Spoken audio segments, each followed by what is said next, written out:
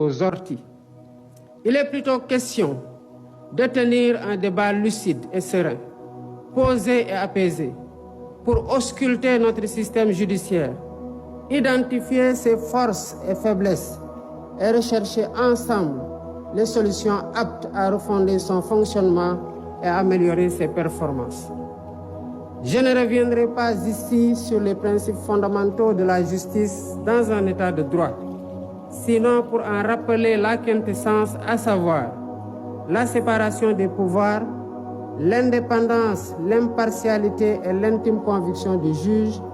l'égalité de tous devant la loi, la présomption d'innocence, le principe du contradictoire, le droit à un procès équitable et l'habeas corpus, bouclier contre les arrestations et détentions arbitraires. En rappelant ces principes énoncés et encadrés par des règles, des textes légaux et réglementaires, j'ai en même temps conscience qu'ils ne suffisent pas à eux seuls pour jauger l'indépendance, la crédibilité et l'efficacité d'un système judiciaire. En effet, quelle que soit la pertinence des textes, c'est d'abord et surtout à l'aune de la pratique qu'on peut juger si un système judiciaire répond aux idéaux et exigences de l'état de droit. Voilà pourquoi, à travers ces assises, nous voulons interroger notre système judiciaire en revisitant ses règles et mécanismes afin de le perfectionner et le hisser à la hauteur des ambitions et aspirations de notre peuple. Les thématiques qui seront débattues incluent notamment le statut des magistrats, l'organisation et le fonctionnement du Conseil supérieur de la magistrature, la dématérialisation du service public de la justice et le numérique, le temps du procès pénal, le régime de la sanction pénale, le cadre juridique et institutionnel de l'administration pénitentiaire, les conditions de détention et de préparation à la réinsertion sociale des détenus, le régime de la privation de liberté, la prise en charge des enfants en danger ou en conflit avec la loi. La finalité de cet exercice est de nous aider à baliser la voie pour une réforme pragmatique de notre système judiciaire, afin qu'il inspire davantage confiance aux justiciables et préserve sa dignité. Pour ce faire, nous devons travailler à mettre en place un système plus transparent de gestion de la carrière des magistrats, à définir un régime de privation de liberté mieux encadré,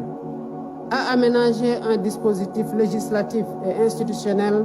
de nature à favoriser la célérité dans le traitement des procédures judiciaires et à humaniser l'univers carcéral, à instituer des plateformes dématérialisées et fonctionnelles et améliorer le fonctionnement du système par l'allocation de moyens budgétaires suffisants et la poursuite du programme de construction et de réhabilitation des infrastructures. Il convient aussi de rappeler que pour bâtir l'état de droit que nous voulons, la réforme et la modernisation du système judiciaire ne doivent pas seulement se limiter au volet pénal, qui, il est vrai, polarise plus notre attention collective. Nous ne devons pas oublier les affaires civiles, dont la matière commerciale constitue une composante majeure, le droit du travail et le contentieux administratif, autant de domaines dont la prise en charge conditionne le fonctionnement de la justice. En portant nos réflexions sur tous les sujets à l'ordre du jour, je souhaite que nos échanges s'inscrivent dans une démarche pragmatique et répondent à la finalité de l'exercice.